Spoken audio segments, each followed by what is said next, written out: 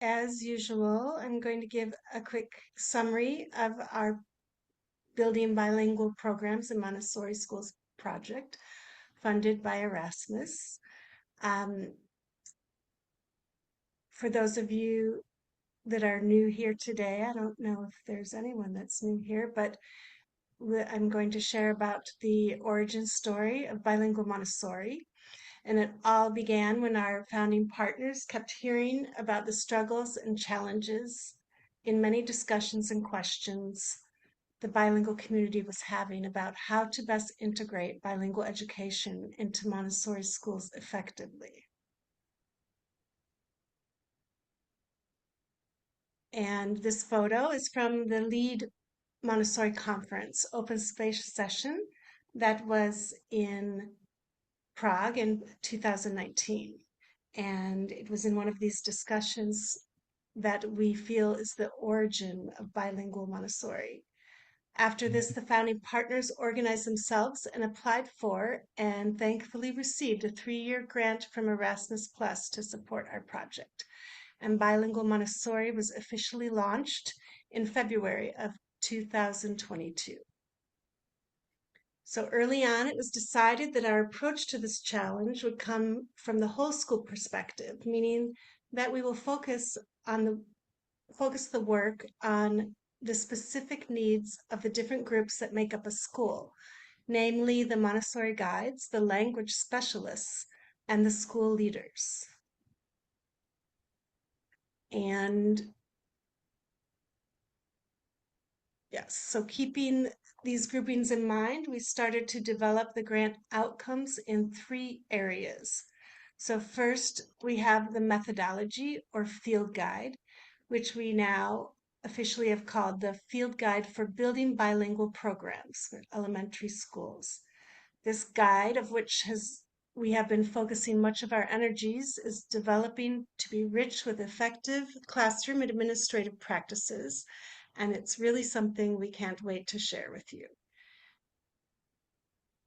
It also includes information from language experts to help you better understand the science of second language acquisition and development.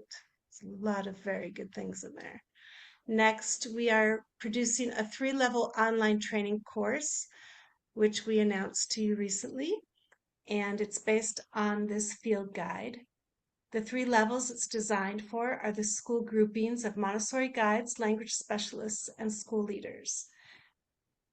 And I will talk more about the course at the end here to give you some updates. The last outcome we set to accomplish is to build this community for all of us, to engage and to practice, support, and relate to each other. We've done this through these community conversations, our social media groups, and our website at bilingualmontessori.com, as well as the open dialogues we've had with so many of you who have reached out to share your experiences. And here's a picture of our team. If you don't know us already, you can learn more about us and our bios on our website under the About Us tab.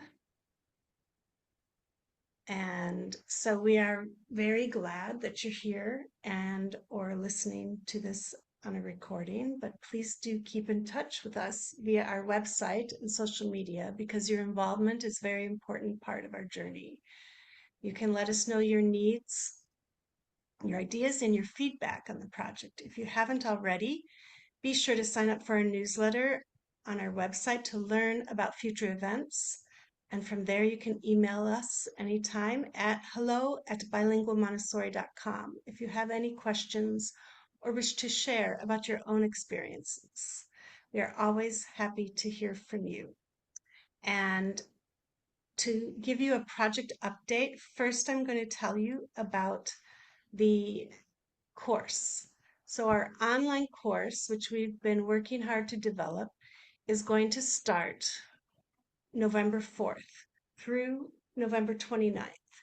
It will be 2 online sessions each week, starting at 5 o'clock on Tuesdays and Thursdays.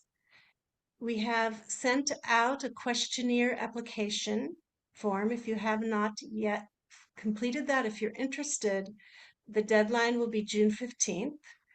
Then we will go through, because we have limited spaces, and you can see the admissions criteria on our website under the Erasmus Plus tab in our course description. And there you can find out, what the requirements are to join the course. And by June 30th, we will give you notification of admissions into the course. So we are all at Bilingual Montessori working on this and excited to share that with you soon. And we can't wait to get started on it. Mary Kay, would you like to talk about our next community conversation?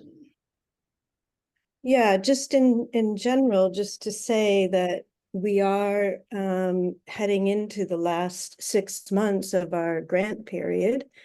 And that means that a lot more things are going to be coming out, like the field guide that we've been promising for so long will be released in October or November. And the course will happen in November. And we're also organizing international conference in Prague for January 2025. And that conference will be the last official event of this grant work.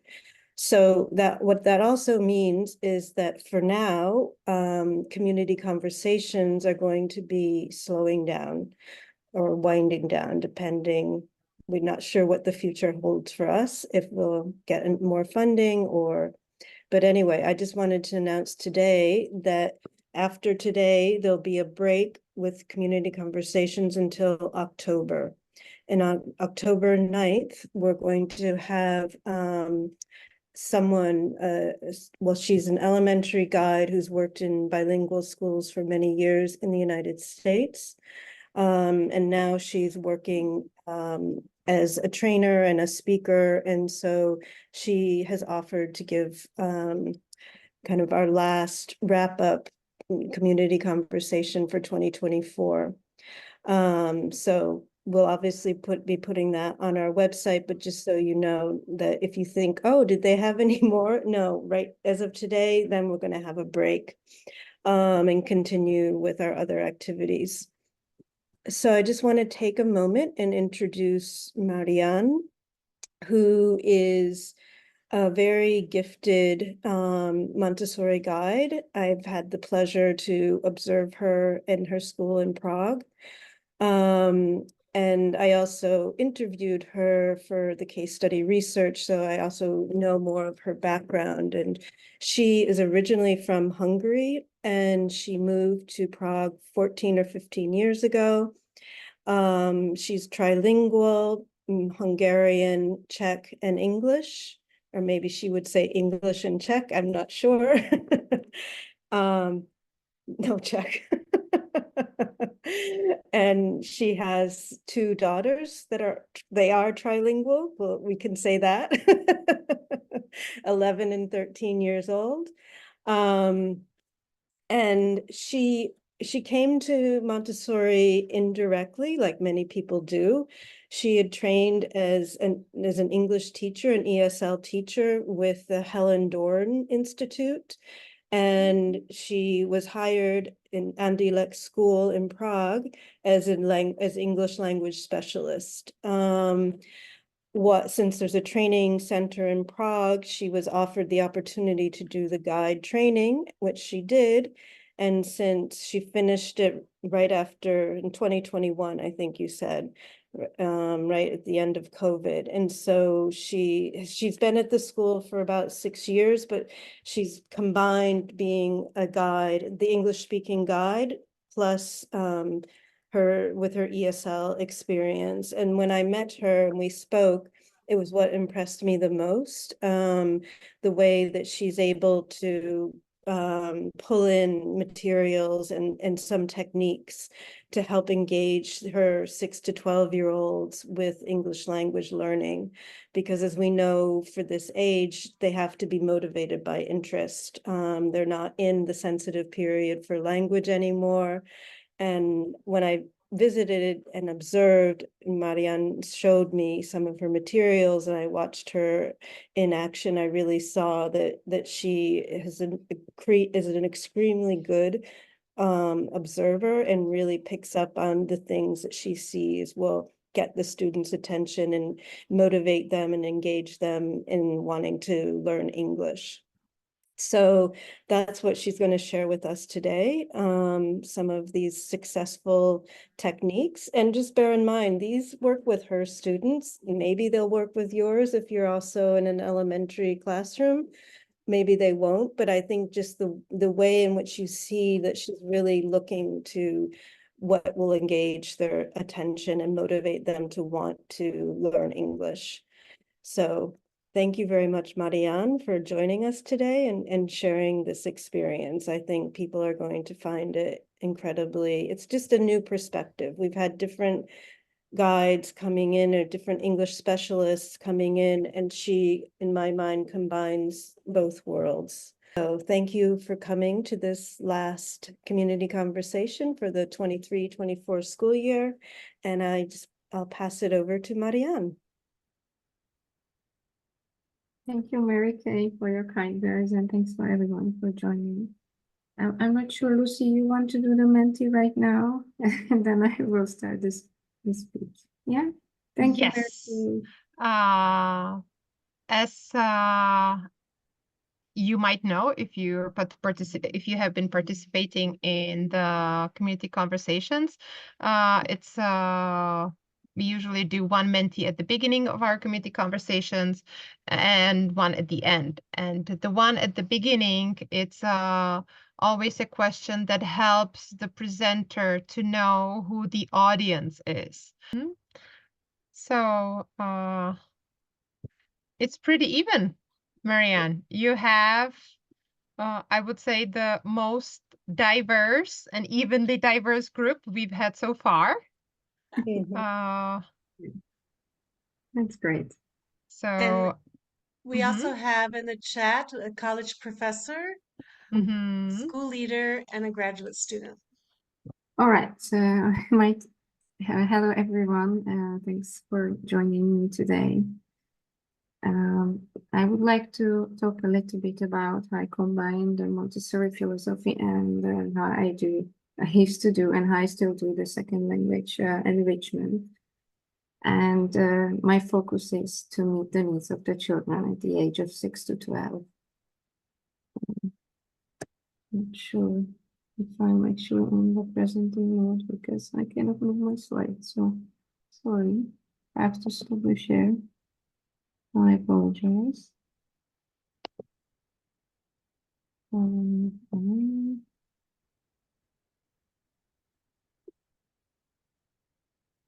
Yeah. Okay. So hopefully it is moving now. All right. So just to talk about what I'm going to focus on today in general, I'm going to talk a little bit about my school and my role in the school. I want to tell you about my mantra, which is the characteristic of the 6 to 12. Bit to bit, I want to touch upon the key principles of language learning, and then I'm going to show you some example how I combine cosmic education with second language enrichment. I'm going to show you a little bit how I do, how I teach new vocabulary, some ideas, how you can engage the children to enjoy writing, how you can make them enjoy and have fun with grammar.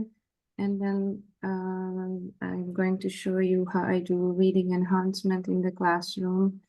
And later on, I'm going to show you the most favorite activity in our classroom, which is about cooking and baking and writing recipes, because we all love to eat. And this is a great way to, you know, practice English, but doing some fun and having food around. So it's a real good. I really recommend you to try it and do this with your children. And then by the end, I would like to summarize some of my key takeaways from actually teaching 10 years in the school, and then I will leave you some time for questions. I'm trying to answer them if possible. All right, so I work at Montessori Školy Andělek with Lucy together. I have the pleasure. This is Mirka's Vichkova school. Here we offer, or the school offers programs for 18 months to 3 years. That's our toddler community. We have 3 to 6 environment, 2 elementary classroom, and an adolescent program. I would say we are a bilingual Montessori school, but it's Czech being the academic language. So the real focus is on Czech. However, in the elementary classroom and in other parts of the school, we have English speaking person in each classroom, but in the elementary, we have EMI trained guys, 1 Czech and 1 English one at the moment. We have in our classroom right now is 30 kids. And both guys, like me and my colleague, is full-time in the classroom. Now, why I wanted to talk about this, I know you all know these characteristics of the children, but when you do planning or preparing for a presentation or being in the classroom, I really want you to take this as your guidelines, because your children will be engaged and motivated to do the work if you follow them and follow their needs. I try to prioritize them. However, I think all of them is very important, and you have to have it as a package. You work with them. First of all, they need to know the how and why. It's the sensitive period for reasoning. For the reasoning mind, it's engaged when you help them to ask the questions and when you tell stories, and some of those questions get answered. It is also they they have the ability to travel in space and time. So you need to keep this on mind, and they want to be with their peers. They don't want to do a tiny bit of work. They want to have a big work, and they want to work with their peers. They like to repeat things, but it has to be always with variation. They don't like to repeat all over again the same thing.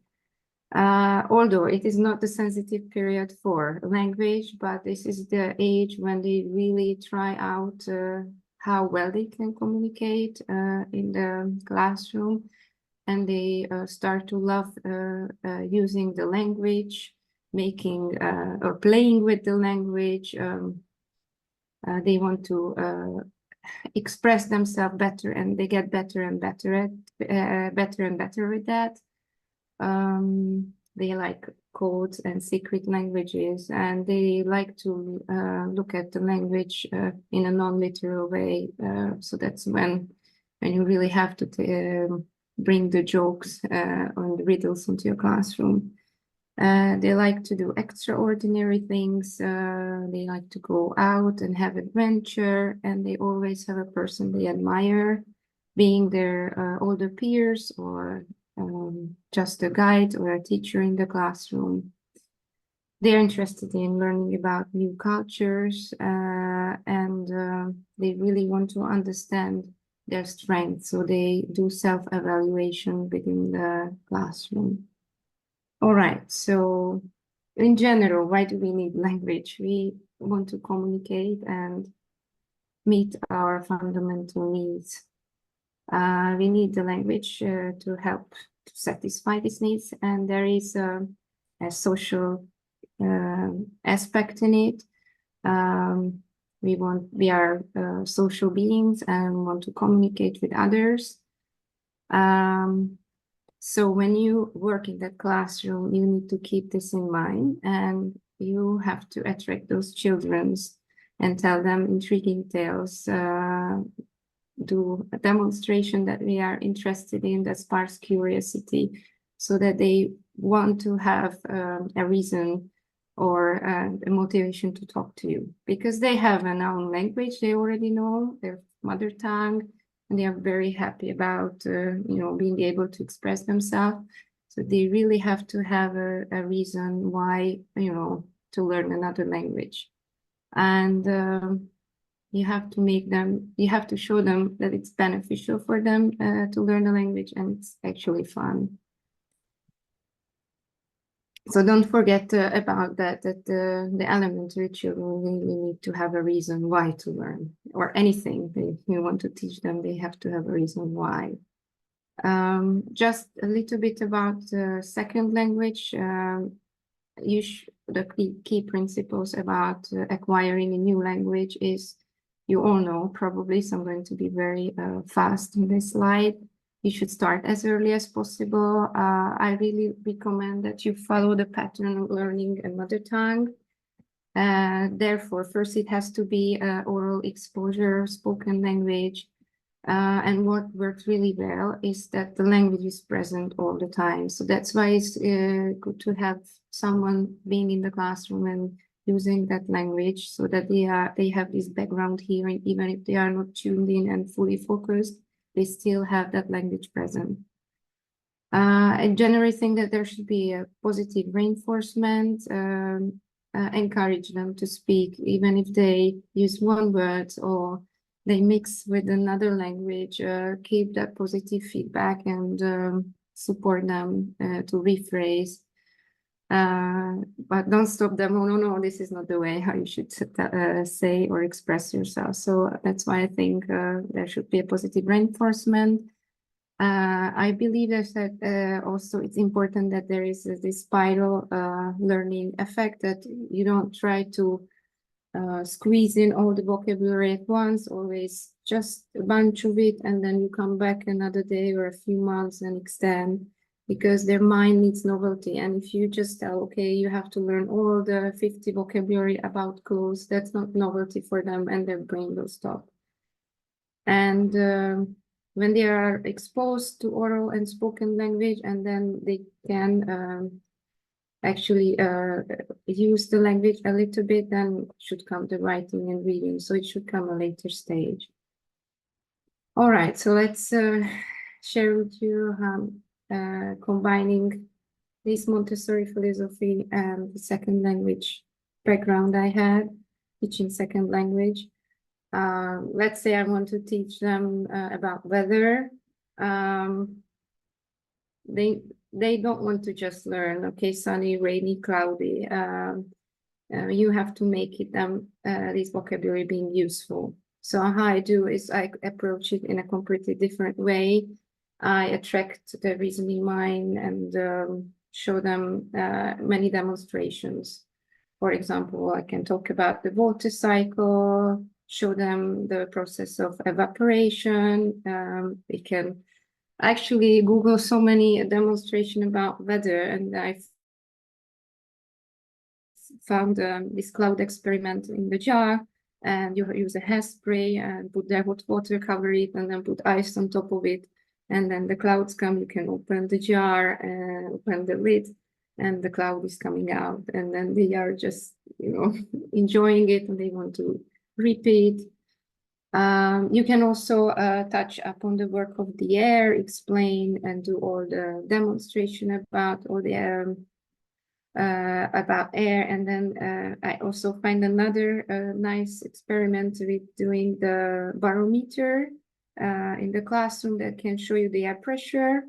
And you know that if there is high pressure, then you can predict that it's going to be cloudy, and you probably need to bring with you the umbrella. And if it's going up, then it will be a sunny weather, and then you can all go out. So this gives them reason that they want to communicate and share with you all their findings. So they want to check it out every day, and they're going to come to talk to you. Oh, today is going to be a cloudy day, or it's going to rain because of the air pressure is the straw is showing down. And then I recommend to make it as a group project. I'm going to show you, we have the cloud cards, and you can actually teach them all the different types of clouds you can observe in the sky. And I know it sounds very crazy, but they get so excited about the clouds in the different layers, the low levels, the mid level, and the high level. And I created this material so that they can use as a reference in the classroom. These are actually Who Am I cards. And then we ended up creating these clouds. Each of them picked one, and by cotton and wool and everything, they created these clouds, and they did their own who am I cards. We had made this huge project that was hanging in the door, and they were keep looking out of the window and coming and telling me, okay, this is this cloud, and you can actually predict the weather is coming based on the clouds you see. And then you just see them, like, you know, having fun, and they don't even think about that they learned all the different types of clouds and predict how to predict the weather in English. I didn't have to do it because during the project, they have acquired all this vocabulary. And then if you are a guide, or then you want to extend this work to other subject areas. So I connected this with Anders Celsius and how he invented the thermometer. You can just again do a demonstration how Celsius figured out what should be the lowest point in the scale and the highest point in the scale, and why, because we need a unit of measurement.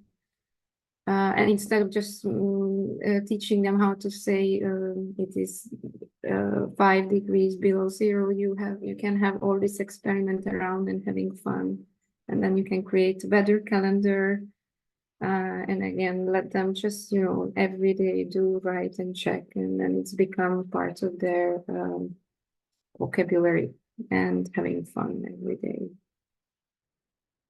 So let me share with you some of the work I do when we do writing with the children. Usually this is something they are really freaked out and scared. Okay, I can't write, you know, and when I tell them, okay, today we're going to write a little poem, and I said, like, what? I can't even do it in my mother tongue. How could I do it in English? And I said, it's hard work, but if we sit together, maybe we can create something. And you just need a theme, a topic. In this picture, you see it was around Christmas time. And we just create a big mind map, and we put all the vocabulary that comes to their mind around about Christmas. I like to use the sticky notes because you can easily move these little pieces of paper, and then they don't have to rewrite again and again. And then I show them the pattern. I use the grammar symbols. Probably are all aware of it. We create a pattern, and then you just stick those words together, and the poem is ta-da, ready, you know. And then once it is ready, they want to beautify it. So yeah, you have to show them these techniques, how to make it looks very nice. And then important thing is that, you know, that you sit with them enough time that they feel comfortable doing this. And you can just do 1 or 2 together, and there will be always 1 or 2 children that will do it on their own. This is actually on our farm. I have a little bit bigger group than it's ideal, but we were working on, it was in winter time, so we had the topic of the work of ice and everything beyond the Arctic Circle, and we talked about the Northern Lights and its phenomenon, and then we did a 6-room poem. It's that you fold a paper into 6 parts, and then you gather vocabulary about sounds, colors, emotions, and then you end up having a poem. And this boy is really proud. He said, like, no, I'm not going to do it. I'm not very good at writing, and he's very happy with his final product here. Another poem, I very much recommend to do haiku. This is the Japanese syllabic poem, because all you need to do is gather the vocabulary together, and then you have to find a syllable pattern 5 and 7 and 5, and it doesn't have to rhyme at all. So it's actually it's kind of easy to do it, and they are so happy if they have this poem made by themselves. Another good way, if you don't want to write poems, is a poem out of on the top of your head, is actually have this pattern writing where you have to just fill in the gaps, and then you have another poem So you can do around all themes or topics, and then it's when they repeat the same pattern, they actually learn those phrases, and it will be much easier for them to write. Here's just another example of this poem. This is the one which they did for the Christmas. So here you see the pattern, how you do it. You have to have a noun, some adjectives, verbs, nouns, and another noun, repeat synonyms for it. So this was all about writing. You can have more questions afterwards. So my question is, can actually learning grammar be fun? I think very much so. I just like to follow a pattern or a few steps or a guideline. It has to be always an oral introduction first. So they keep hearing me. I'm going to show you how I'm teaching past simple. So they hear me all the time speaking it. And then one more thing, you have to bear in mind that their brain does not know any rule, because it's not hardwired in the brain as it is when they use their mother tongue. So I still want them to create the rules themselves and look for patterns. So these are those Montessori principles we want to apply when we teach grammar, that you want to have them to do the research and looking for the patterns. So usually I do that, I read them aloud, these words, which they know how to produce by this time already, the past simple regular verbs with the regular verbs. And then I'm just telling them, okay, guys, now you're gonna read them out, or I'm going to read them aloud, and then you are going to group them together. Here actually they have to, because it's a spelling rule, so here you have to look for any change or anything weird happening, and if you think that it's the same kind of weird thing happening, or you have this pattern, then you group them together. And then I'm going to show you here. This is what we end up with, that we looked at. I always tell them focus on the end of the verb and what is happening.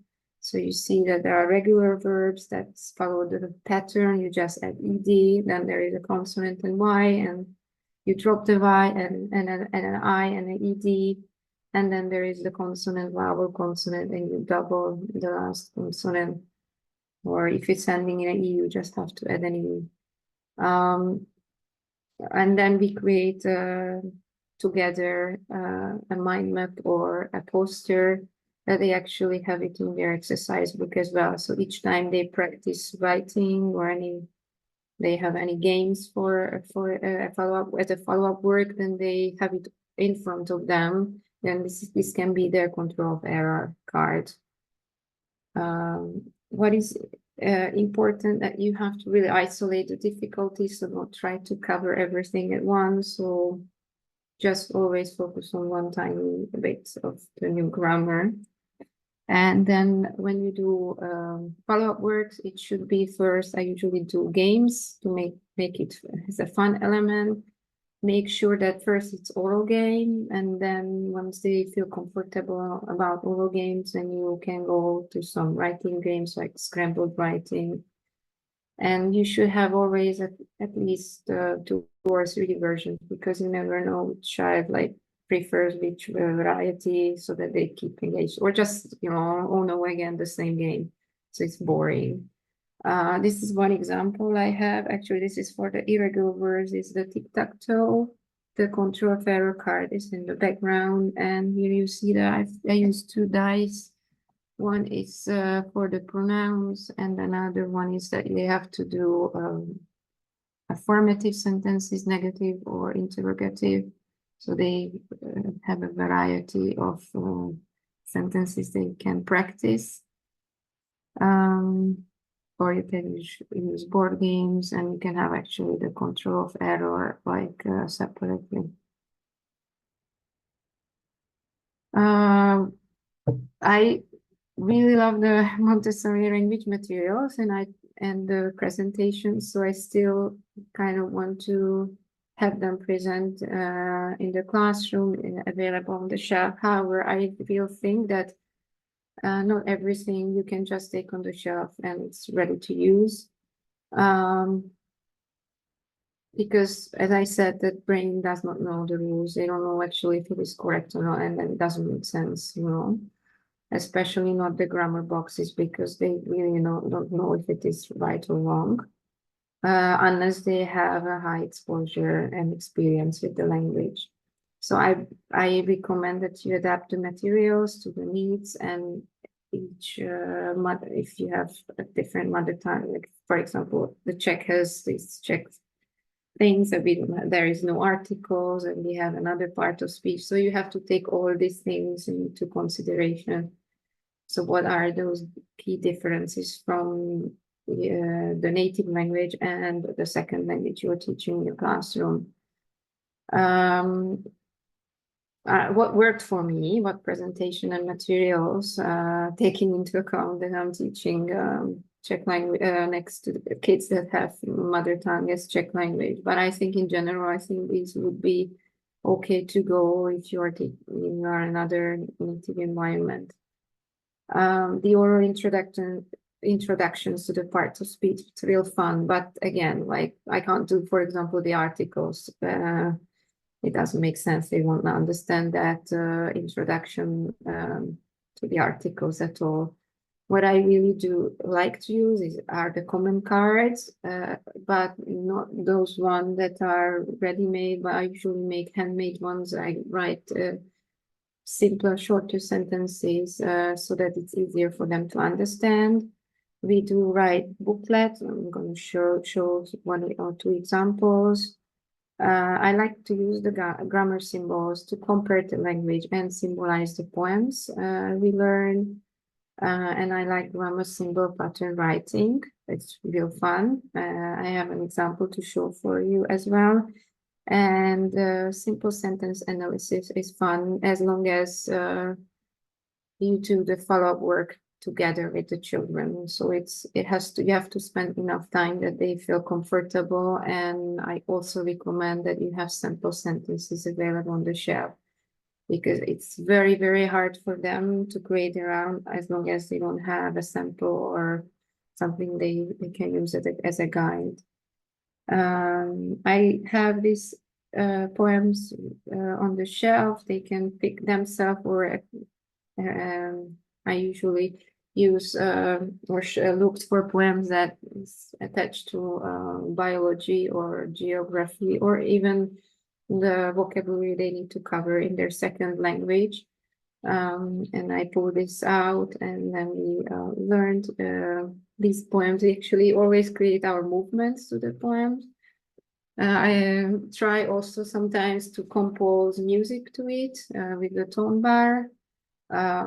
I'm not a musician and I don't sing really well, but you know, the children don't mind, and it's really fun to play these poems that they can create their own music to it. And then we do symbolize these poems, and it's like if I leave out as one of the symbols, they always like, oh, we didn't do the preposition. So they all gather and bring the green pencil. So really enjoy it. But again, you have to do it together with them so that they feel comfortable, and ask those questions that guides them through and help them identify the parts of speech. This is an example for pattern writing. When you use the grammar symbol, I would start off just, for example, doing noun phrases, and then you create variation, and then you can add the verb and the preposition, and then you can make longer and longer these sentences. No, this is my example, but I'm very sure that the elementary children will come up with something really weird and funny that doesn't make sense. So let them be creative, because the funnier they find it, the more they're gonna work with it. These are my comment cards for I think the prepositions, yeah, because I think it's green. So you have maybe 10, 15 of these available on the shelf, and you shuffle them. You know, it's the, because if they have the same sentences all over, then it's very boring. You know, you let them, you can read them together, act them out, let them, you know, have fun with it, and then you can actually write new ones together and let those be on the shelf. Very good for the adjectives and also for the adverbs. I really recommend. That's one of the most hilarious one when you do this, walk slowly, walk, etc. Okay, nice. Another popular material that I said that they really like to play with the language are the tongue twisters. I was observing the children doing it in Czech, and I said, like, this is impossible to say. They had it in Czech, and they wanted me, you know, to say those tongue twisters in Czech, and I was like, for me, it's a no-go. And I said, like, you know what, I can do it in English for you. And it's picked up basically every day because it's really fun for them to be able to say these difficult words or sentences in English, and they are much faster than me at this point. I also have these cards for jokes and riddles. These are more for advanced speakers, but once you do, like, as a warm-up for your presentation that you want to have them relax, then you can just pull out 2 or 3 and then do it together and explain. And they even enjoy if they are not so fluent in English. So I thought that it will be a challenge at the beginning, but if you do it together with the children, they really enjoy. These are just examples of sentence analysis. If you are a guy, probably are aware how to do it. What I found really useful is, I'm not sure you can really see it, but here I made this control of error card, I would say, for the parts of speech, where I actually included those key questions they need to ask. It helps them really to actually not just saying it's a verb, but they really ask the question, is it something that tells me what to do? Or is it something that connects 2 ideas? And then you may know that it's a conjunction. And here you see those example cards for those sentences. My trainer said that it would be better to actually have just those sentences like separate, you know, like as a bunch of sentences, because they might think that it's a worksheet kind of thing. I'm considering to redo it, but then you really have to make sure that you shuffle those cards for often, you know, that they have various examples. Like in general, I think the less things you have and the more you shuffle, it works better for the elementary children. This is actually a good activity when you do sentence analysis and you covered all the adverbial extension, that you start up with a sentence and then you create all type of adverbial extension with one sentence. It is also very fun. Here you see a part of speech booklet. This is the noun booklet. Works very well with lower elementary children, because here they can draw, create a booklet and write, practice writing. Probably not at first graders because they are not very good at handwriting at this point. But second, third graders, even fourth graders sometimes like to do it. And you can do it with all parts of speech. I really recommend. Or if you just want to focus on and repeat some vocabulary, it's a good activity to do. Another thing that works very well for writing is when you do creative writing, you take a picture, or you can actually use a book and take the parts of speech separately, and then, okay, let's try to find all the verbs that comes to your mind when you look at this picture. And then you do it with all parts of speech, and then you can make sentences. And again, the craziest sentences, they will come up with the craziest sentences. I could never think of this, but they really enjoy. I also do, when it comes to writing, I want them to have a monthly project. So there is a topic we cover for every month. They have an introduction to it, either it's a demonstration or just a lesson, and then they have a follow-up work, which is a written work, and then it's an oral presentation after they submitted their written work. I recommend, because it's very, very overwhelming for them to do researches and do any research in English, especially when it's a big book, or they would need to go to the library. I usually have prepared material where they have those fun facts and key information. I'm not saying that I have time to do for all topics each time, so sometimes I look up in Twinkle, they have good resources there. Sometimes I do dedicate the time. When we had Christmas tradition and I wanted them to pick a country in Europe, then I did this write-up for them with a picture and including the fun facts. And then I'm going to show you, I have an online library where they can access books, but so that they are not too overwhelmed and they are motivated to finish up that project. I really recommend that you sit together and find 5 questions or 5 key ideas you want them to have in their project. They can have more things to cover. You never want to limit them, but this will help them to start off. So then we write these questions together, and they come back with a project, with a picture, and you see that they have it all mixed up with the languages. So I am okay with that, as long as they have parts of it written in English. And the more they get experience with, the less Czech actually appears on the paper. And when it comes to speaking for oral presentation, then it's always a group work, and I want them, every single one of them, to at least say one sentence. So you don't have to speak all of them.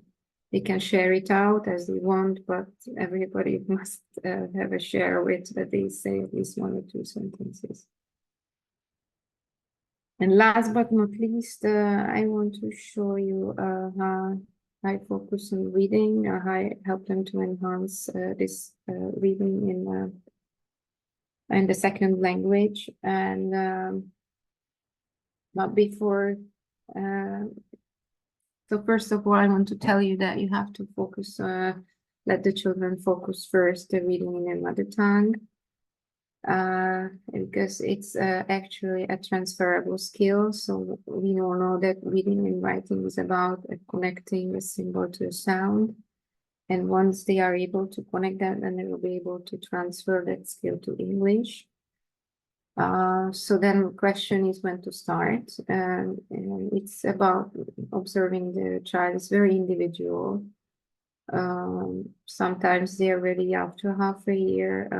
Sometimes we have coming from the kindergarten kids that from Casa that they are fluent reading in Czech, and they are ready in a few months to start in English. But basically you can really see those signs, because I have these vocabulary, and I always have written under the picture the words so they can do word recognition. And once they start to analyze, like, you know, that Czech language is phonetic, they learn to read the phonetic way. So when they have like a word like cat, and then they see, and they try to read it as cat, and then they start to laugh, and then is it cat, and how come? And then they start to have this conversation. You can really see that they are interested and they want to give a try. So I do teach them the alphabet sounds and the alphabet, and we just, you know, play games about gathering words orally, about saying a letter B or A. Then I teach them phonetic words that are written the way you read them in English, and then I expose them to the phonograms. I have experimented with it, how to teach phonics to the children. And once they able to read one verse, and I go for short phrases, sentences, and then I have a picture book, and then I have this reading program I'm going to show you a little bit on. So I really think that it's very helpful, even if it is a second language, that you teach them the phonic sound, because it just helps them to recognize that a letter can be pronounced different way, or letter combinations. It enables them to use the correct pronunciation when they read. And then it will be, then they will be able to read words that they actually are not aware of, or they don't know.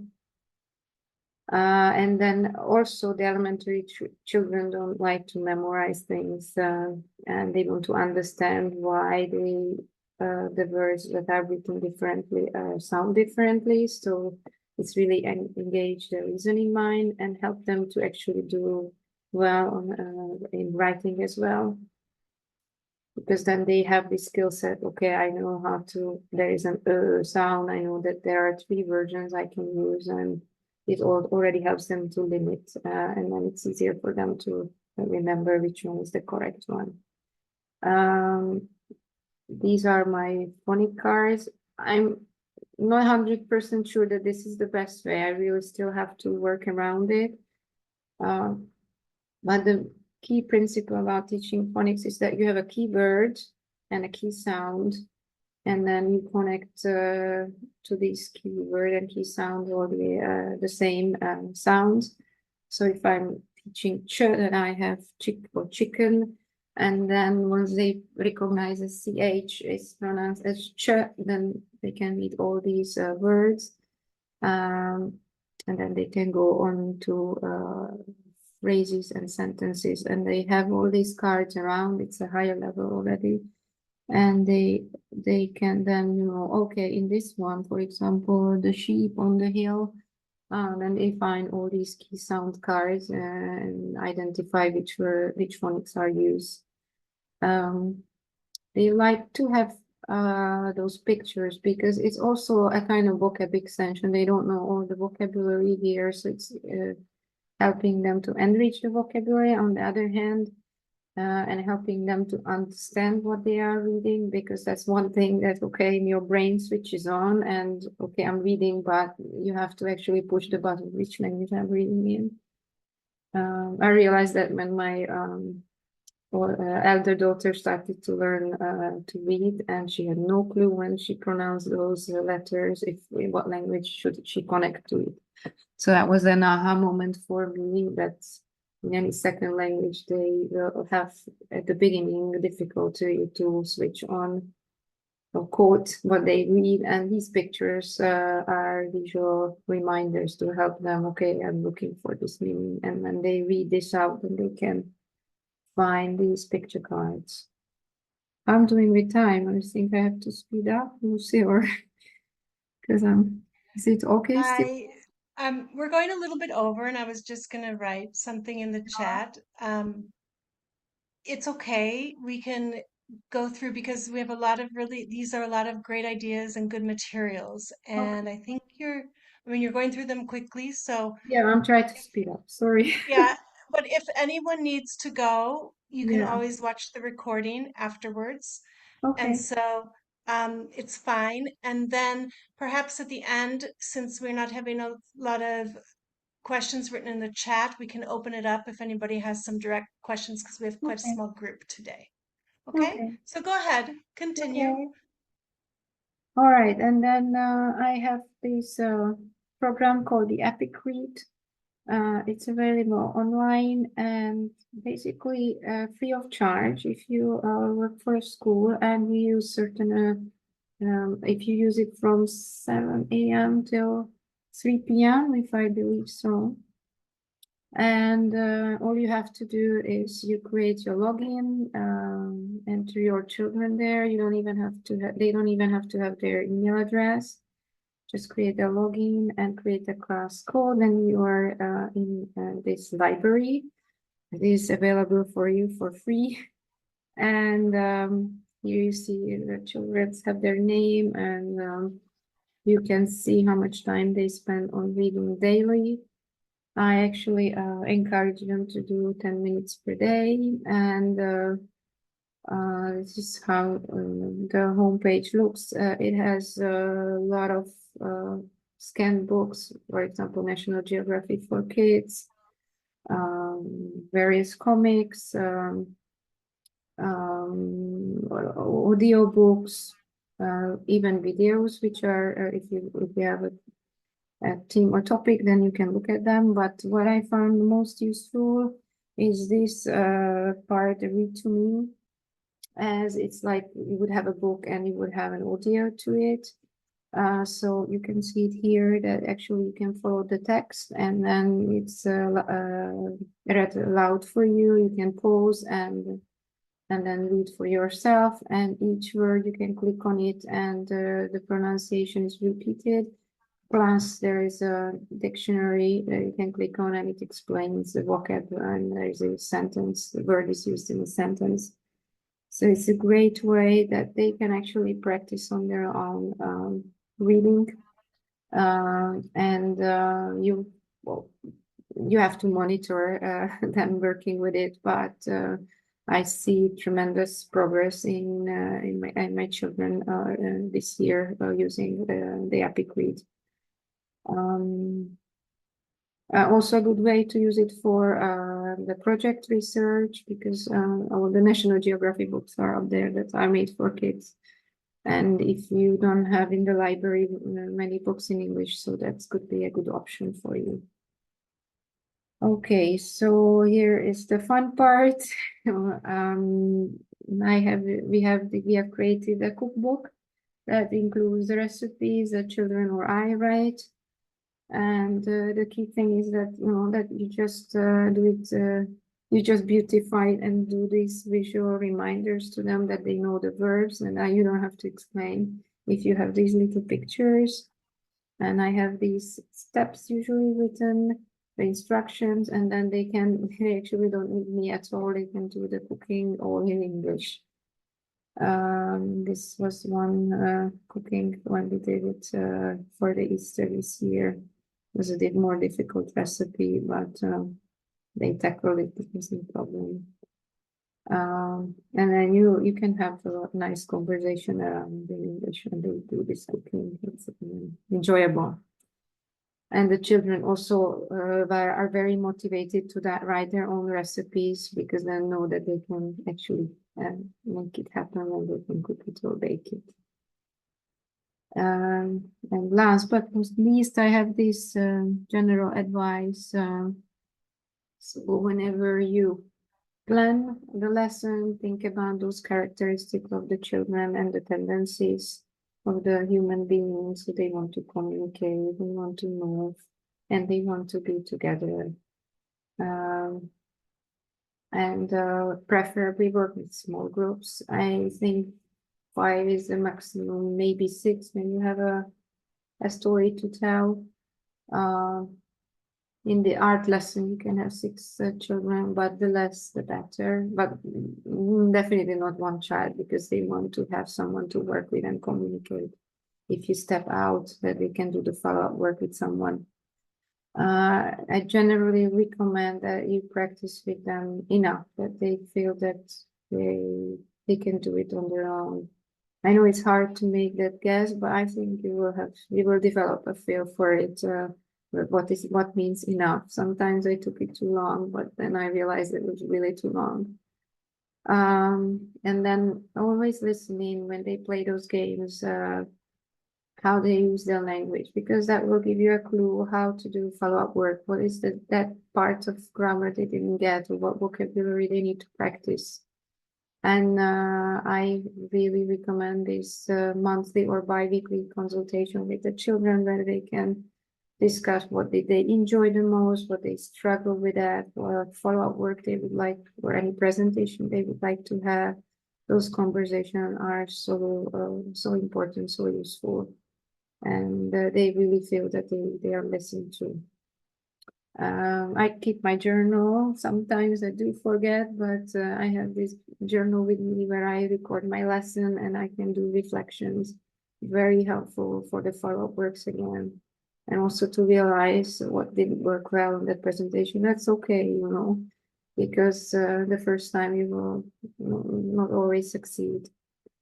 But then when you have those reflections, then you can do better at the next time.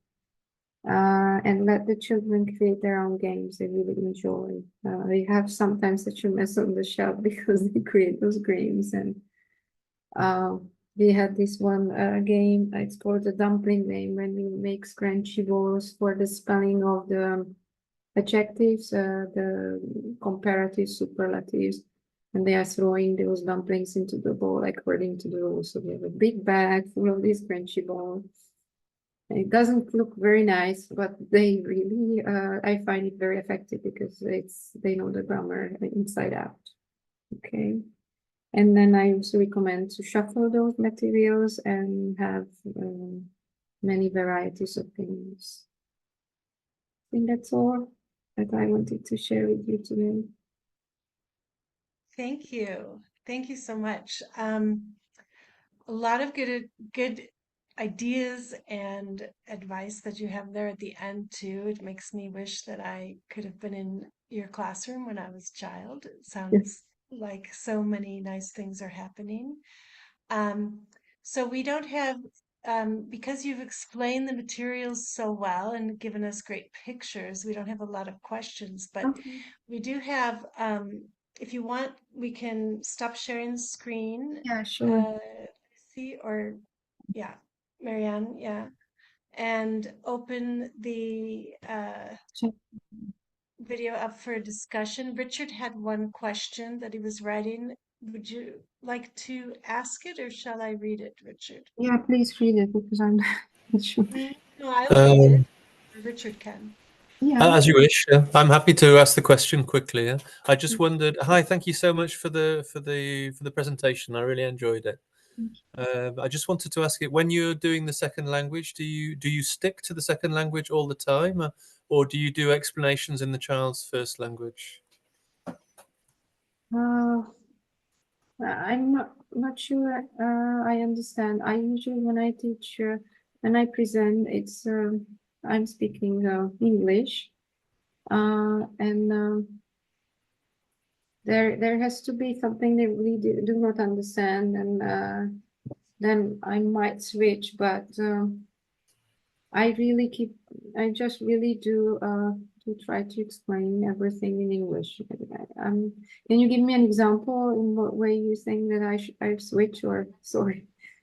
No, I think you answered my question, because I know that sometimes when a child doesn't understand what we're saying, we can be tempted to translate, and I know that it's not useful to always to translate, because the child loses the habit of looking for the meaning in their own mind, which helps them make connections.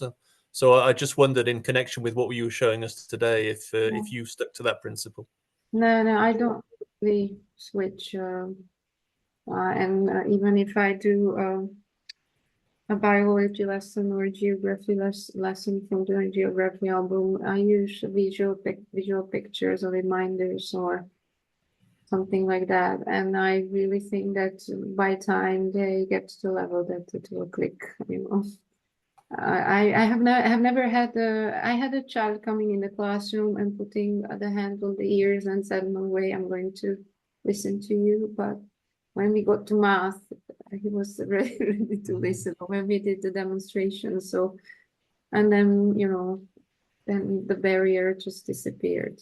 So yeah, I have this too, and that, which also makes me wonder, how do you do when children are very when they are embarrassed to speak in the language because they feel that they don't yet pronounce it well, or they find it strange to hear the sound of their voice speaking that language. And I have difficulties with groups where children don't want to speak it in front of others because they're afraid of being making themselves insecure. Do you have any tips for helping them just get out there and not worry about what people might think or say? Well, usually when I really have to produce that language in front of the group, it's more like that we play those games, and then they have these word cards on this, you know, we say a sentence, and then they have this visual help, and then it's a pattern they have to repeat. For example, if I have just stick to the grammar like a past simple, then they have a verb, and then they throw the dice, and then there is a pronoun, and then they have this strict pattern, and there are cards that helps them to produce a noun or an object, so they can scramble these or they can put these words together, and then because it seems like a game, they won't really feel the pressure that they pronounce something wrong. And when I noticed that one child is too shy, I actually let the child just to be an observer for a while, and that's okay. You don't have to really be very forceful or pushing that child to really make that production of the language if that child doesn't feel, because it will come by time. And what happened when we had these oral presentation with the mini project, I did notice that some children were very uncomfortable presenting, in some children who tend to laugh, which shouldn't happen in a Montessori environment, but it unfortunately does happen.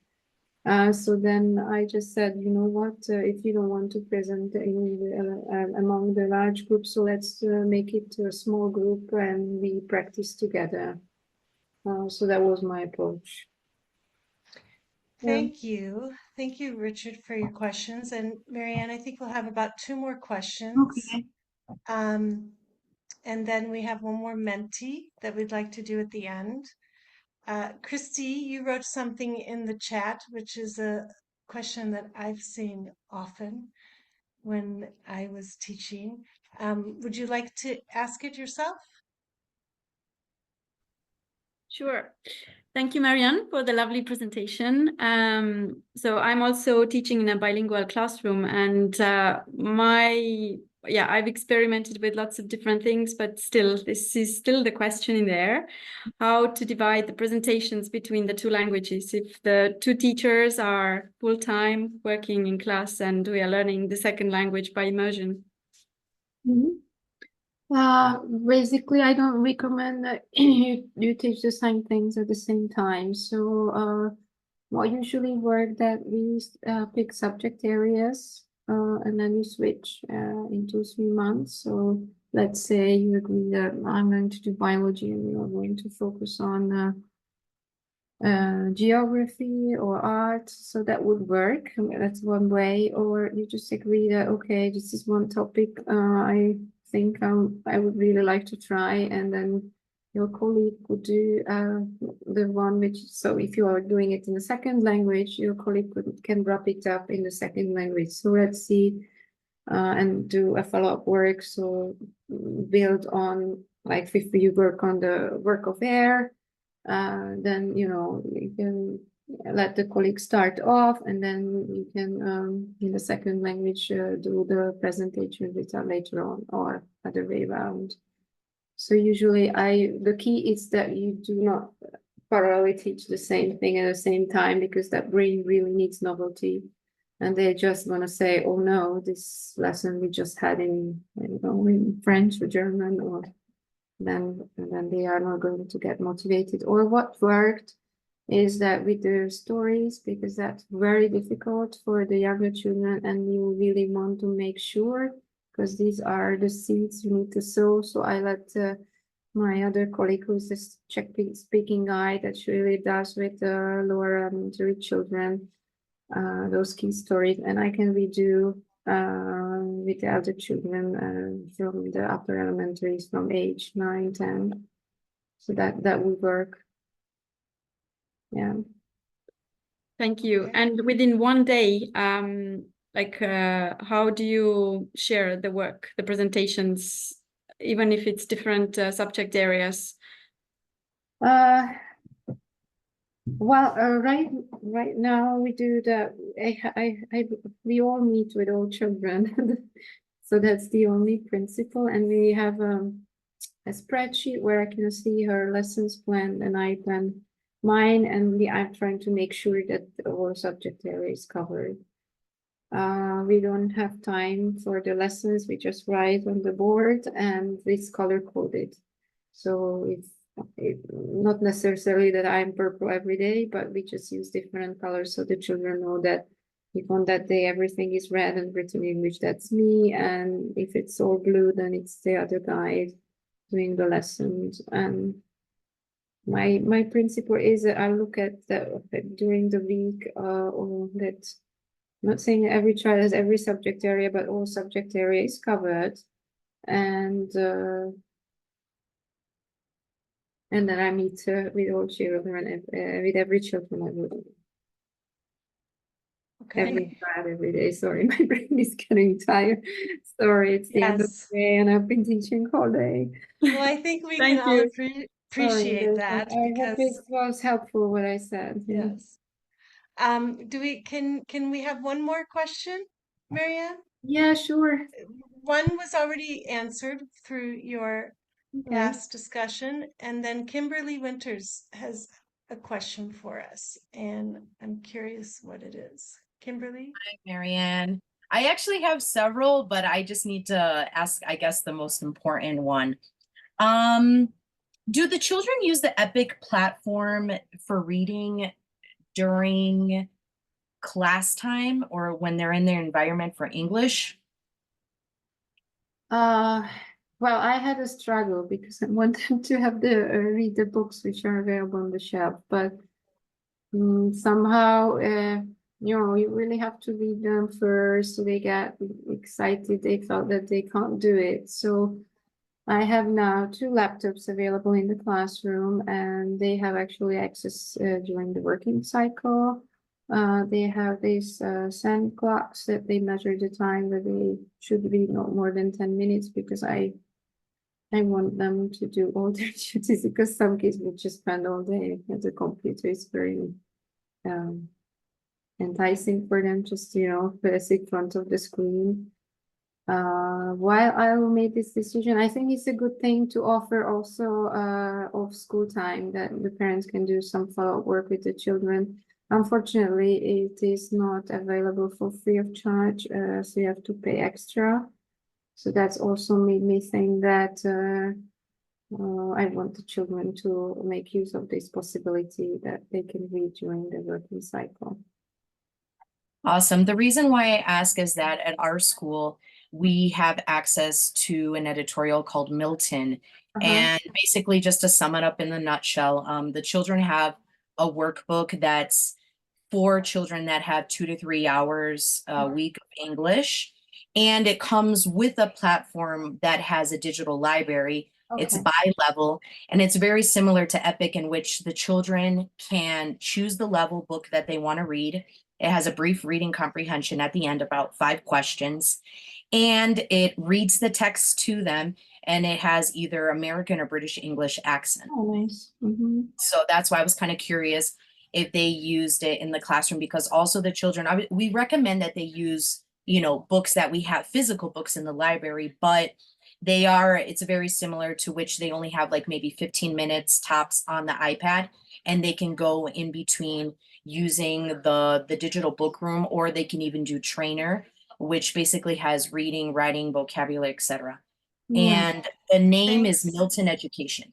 Milton Education. Okay, great. Yes, someone just asked that. So there's a lot of different materials out there, but it's so nice to hear from people that have used them in the classroom and to see how they're working in Montessori environments. So thank you for that. And of course, Mariann, thank you for sharing so much of what you do in your classroom with all of the brilliant ideas and ways that you help excite the children and inspire them, because it sounds like your classroom is a lot of fun and very effective. in motivating children. So we have the first one, not letting the children do things by themselves too quickly, but get enough guidance to build confidence. And as I was listening to Mariann, that I think she was talking about building up the confidence a lot with structuring the work the children do and the support they can get from the materials that are available on the shelf.